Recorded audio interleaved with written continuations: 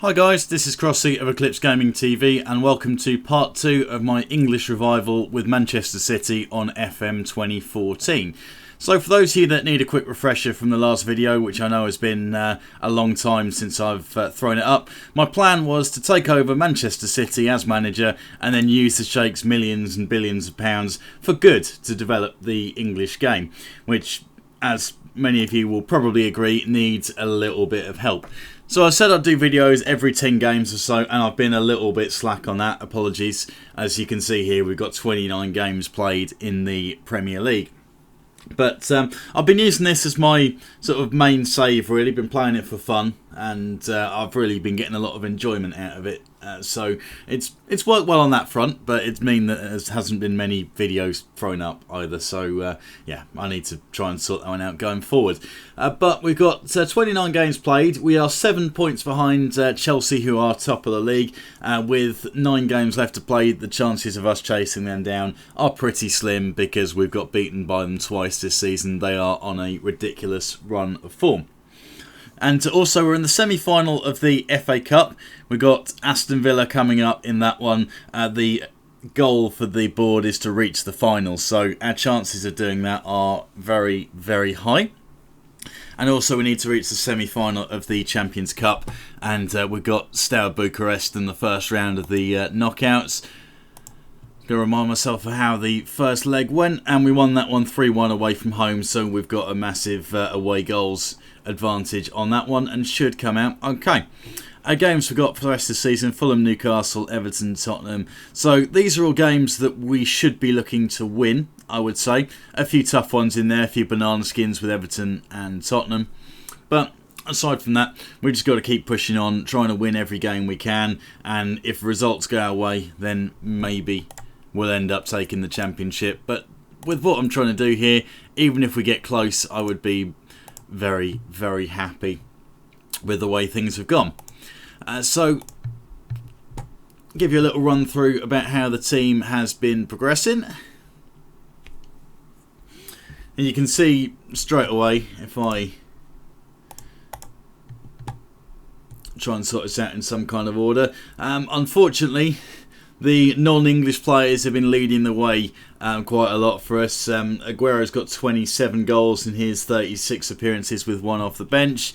And Negredo has put in only 12 goals, actually. So Negredo started off really well, was smashing them in left, right and centre. But he's gone on a bit of a goal-scoring drought. I'm going to have a quick glance and see how long that's been, if I can find out how to do it.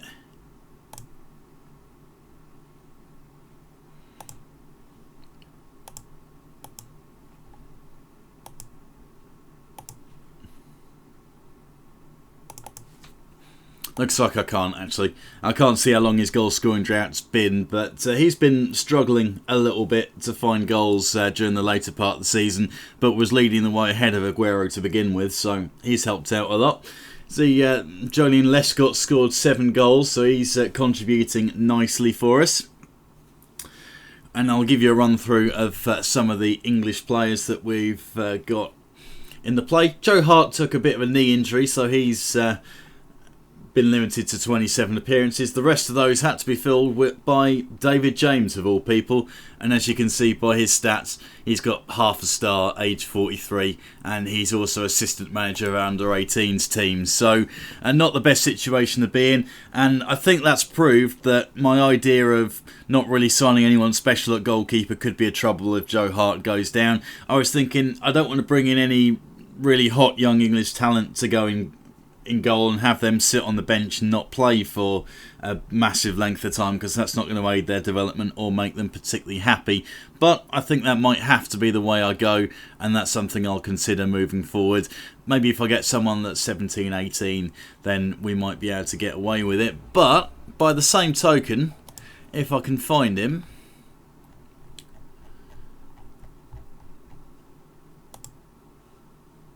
I think he might be in the under 18 squad still.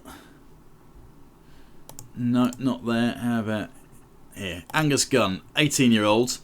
Got potential to be 2.5 stars, so nothing out of this world, but could well be the heir to the gloves if things don't go well, if I can't find anyone better moving forward as the years go on. With Joe Hart at 26 though, he's going to keep going for another 6 years, probably still at the top level, and knowing what I'm like with FM saves, this thing won't last that long anyway. And so I've got Michael Richards, who has suffered a couple of injuries, came back for a couple of weeks, got crocked again, was out for another month or so. But he's getting involved quite a lot, either at right back or at centre back. Clichy not played too much, as I've had Ryan Bertrand getting the brunt of the appearances, and he's done fairly well for us. 6.79 as his rating. Kolarof's been out on loan. I tried to get rid of him in the transfer window, selling him on, but I could only find a loan move for him, so it's gone that way.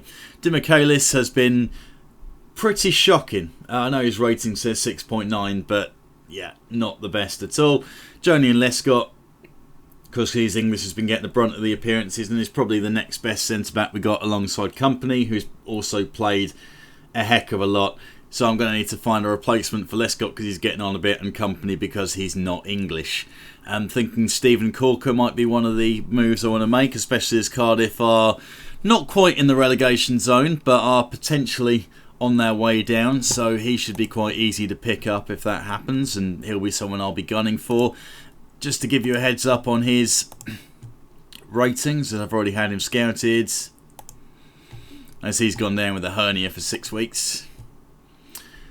Leading star for most Premier Division sides, putting him on the same kind of level as Demichelis in theory, but potential to move up to 4.5 stars, which sticks him just below Kompany. So he would be very useful to pick up. And they're already saying 14 to 20 million is the sort of money I'd have to spend. I would hopefully see that reduced if Cardiff do end up getting relegated. So let's see, where else are we at?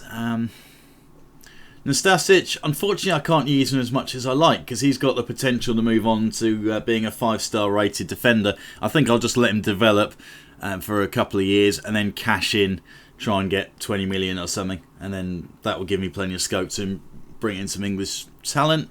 Yaya Toure getting a decent amount of football. James Milner played 20 games. Most of those have actually been at right back due to injury issues and squad depth and that sort of thing, which is fair enough. It did a job for us there, and you can see 6.94 rating, and fair enough, quite happy to throw him in there. Battling player, didn't seem like a weak link at right back at all. Fernandinho's got a few appearances. Haven't got as many appearances as I would have liked for Jack Rodwell. I've kind of forgotten about him, I think, because he's already in his mid-20s, but has got a lot of potential to develop from 2-star into 4-star, so I'll be making sure he gets plenty of football, or trying to anyway. I'm thinking he's going to be the main centre midfield partner with Ross Barkley, but interestingly, Ryan Ledson at 16 has been my standout player in that central midfield role, and he's not got that much quality as far as pinging the ball around and picking out killer passes, but that's not really what he's all about. He seems to be more like the Claude Makelele kind of player, and very good in a defensive position. If a player goes anywhere near him with the ball, he ends up winning the thing, plays short, simple passes, and for a 16-year-old who is only currently a 1-star, he slots into that central midfield role and play him in the defensive of the two positions, and he can do a job at Premier League level already, which is very surprising, but I'm quite happy with that, and it means he's going to be getting a decent amount of appearances for his age. I mean, I know 13 there, 3 off the bench, but 6.91 rating, he's right up there with pretty much anyone you could select in this team. Navas has got 12 games. Quite like his real-life counterpart, he cannot score. He's an absolute live wire, sprinting up and down the wing, pinging crosses in. When it comes to him getting through on goal and having to slot it into the back of the net, can he do it? No, he cannot. Tom Ince and Andros Townsend, both of them got very similar ratings, similar number of appearances, similar numbers of goals. Tend to play them in the left and right midfield positions together. Now this lad here, Matthew Hogg, I'm going to show you what we got here. So 1-star, leading player for most League 2 sides, potential to lead him to become a star left winger in the future. 5-star potential, which puts him in the same class as David Silva. Now, I've only seen him play yesterday. He's one of the new youth prospects that come through and squared off against our current under-18s team. He scored 2 himself and set up an assist. So this guy made our current under-18s look ordinary, and I'm going to make sure I get him a few first-team appearances and try and push him towards that 5-star rating as quickly as we can, as he is about the brightest talent that we have in this team, including those that I've signed, by the looks of things anyway. David Silva, of course, player of his quality, is going to get a fair number of appearances, and he has. Bit quiet though, only 3 goals, got a rating of 7.05, so he's done a really good job for us. Ross Barkley, not played in quite as much as I would have liked, but he's not been as influential as I would have liked either. He's not had the same kind of impact as he has for Everton in real life this season, so that's a bit disappointing, but he is developing and should turn out to be a very, very good player going forward. Jovetic and Dzeko again have got very few appearances between them. Tried to offload Dzeko in the transfer window, wasn't quite happening. Sodo Berahino has again got a decent number of appearances, most of those coming off the bench. He's got 5 goals so far, but that's not his fault. I've been playing him in the wing areas, the wide areas. He seems to be one of those players that's always in the right areas for those 5 goals he's got. They've been poachers' goals for the most part, and that's fairly convincing, since I'm hoping that eventually, once he meets this rating of his 4 stars, he's going to be one of our front men, which is a problem that I do have going forward, and I will tell you about that in a second. These 2 lads at the bottom, Denzel Boadu is a striker with 3-star potential. So leading Premier League striker. He is actually on the Manchester City website flagged up as a midfielder. And as you can see here, I cannot play him in that position at all, which is an interesting one. But you'll see here, his heading stat is quite high, so he's going to be one of the target men, holding the ball up, that sort of thing, if he does develop. So I'm going to keep him involved, get him a bit of action moving forward, and see if we can push him towards that kind of potential. And this guy here, now this is what gives me the problem, because we've got this guy Thierry Ambrose, who's 16, signed from Auxerre last year. Now this guy, 4-star potential as a striker, got potential to play on the wide right and left positions as well. As I play a 4-2-4 formation, that would be useful. Has got 4.5-star potential to become a Premier Division striker. Now this is an English revival, so I want to produce the best English players I've got. I've set a rule that I cannot sign anyone that isn't English, but what about this lad? If he switches his allegiance and decides to play for England in 4 years' time, gets his citizenship, all that good stuff, can I then pick him? That's a confusing one, because the trouble I'm going to have here is this lad's going to develop into a 4.5-star striker, and then he's going to decide, right, I'm going to play for France. He's going to get his first French cap, and then I'm going to have to offload him, and just to keep with the rules of this game, which is fine. You know, I set this up for myself, and it wouldn't be fair to go and develop someone and then play him even if they aren't English, because that's not going to work. So I am prepared that that's the move I'm going to have to make. But if this guy switches his allegiance and plays for England, can I keep him? I'm thinking yes, I can. That's my sort of whole ideal around this. And I didn't actually sign him myself. I've not paid money for him, so I've not broken anything on that front. So I think he could be the biggest possible frustration for me, is that I'll get him developed, he'll be smashing goals in left, right and centre, and then I'll have to sell him. But at least I can cash in and get some money, eh? That's the hope. Now, one problem I have got is we cannot have this situation of having Aguero, David Silva to a point, Vincent Kompany playing big parts of my games, but by the same token, they're also 3 of my strongest players, and they fit the 3 positions: midfield, attack, defence. So I need to find some other way around of doing this. Of course, we've got Berahino, Ambrose potentially, Bodu that could develop into good frontmen. But I need to try and bring some in. And working out the options, Welbeck is pretty much a no-go. He would be a player I'd love to have because, in my opinion, he's got all of the tools and just needs to refine those and polish them before he becomes a world-class striker. Looking at spending something like £50 million to get him, I don't think that's going to be available to me at any point. So he is going to be ruled out, I would say. This is a guy I'm fairly interested in. I'll show you him quickly. Danny Ings. 21-year-old, leading player for most Sky Bet Championship players, could lead to become a leading Premier Division striker in the future. Only 3 stars, so he's going to be weaker than Dzeko, Negredo and Aguero by some margin, I would say. I have signed him before in a previous FM and he didn't develop all that well, but he is a decent finisher and he's got a good amount of pace. And those are 2 good weapons to have at any level, including the Premiership. So if I had him paired with, I don't know, some other big man, then we might well get away with it. I'm thinking what might be a move I'd like to make, especially as West Ham are very much in the drop zone on this game. Down there in 6 points away from safety, down in 19th place. I'm thinking Andy Carroll might well be a potential, let's say 6.75 value. When I last had him scouted, no estimated cost because the club wouldn't want to let him go, is what they're saying. But if they drop down to the Championship, will they be able to keep him? Fairly unlikely. 2.5 stars at the moment, potential to develop into a 4-star Premier Division striker. So if I had him, big man, able to win the headers with, say, a Danny Ings who could bang the ball in the back of the net with his half-decent finishing and the pace to get on the end of things, it may well work out all right.